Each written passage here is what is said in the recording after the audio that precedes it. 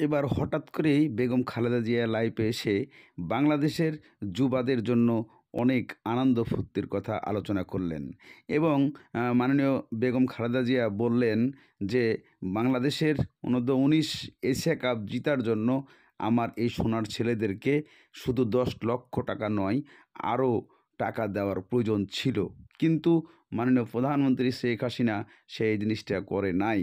তবে আমি মনে করি যে বর্তমানে বাংলাদেশের যুবাদেরকে বেশি বেশি উৎসাহ দেওয়া দরকার এবং তাদেরকে খেলার দিকে আগ্রহ করার দরকার। কেননা এইভাবেই যদি প্রতিনিয়তই আমাদের ছেলেরা খেলতে থাকে, তাহলে অবশ্যই আমাদের দেশের জন্য অনেক কিছু বয়ে আনবে। কিন্তু দুঃখের বিষয় যে আমাদের জাতীয় দল এত অধঃপতনে চলে গেছে। কেন তা আমি জানি না। হয়তো আমি এগুলার মাঝে অতটা গুরুত্ব দিতে পারছি না। কেননা বর্তমানে আমার নিয়ন্ত্রণে, অর্থাৎ আমার সঙ্গে এগুলো নিয়ে কোনোই আলোচনা হয়ে থাকে না। তাই আমি আশা করব যে আমার এই সোনার ছেলেরা, আমার এই যুবারা, আমার এই সোনার যে সন্তানরা আছে, তারা যেভাবে বাংলাদেশের নাম করেছে, তাই তাদেরকে আরও অনেক টাকা দেওয়া দরকার ছিল। এদিকে মাননীয় প্রধানমন্ত্রী সোনার ছেলেদেরকে ১০ লক্ষ টাকা তাদেরকে উপহার ঘোষণা করলো।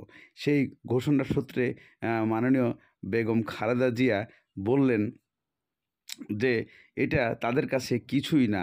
তারা বর্তমানে দেশের বাইরে থেকে এশিয়া কাপ খেলে জিতে এসেছে।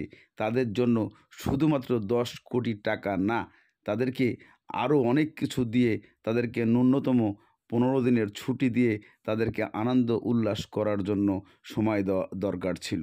যুবরা আমাদের এই দেশের সুনাম এনেছে, আমাদের এই দেশকে অনেকে চিনিয়েছে। যুবরা আমাদের এই দেশকে, বাংলাদেশকে পৃথিবীর বুকে নাম দেখিয়েছে, নাম লিখিয়েছে, চিনিয়েছে।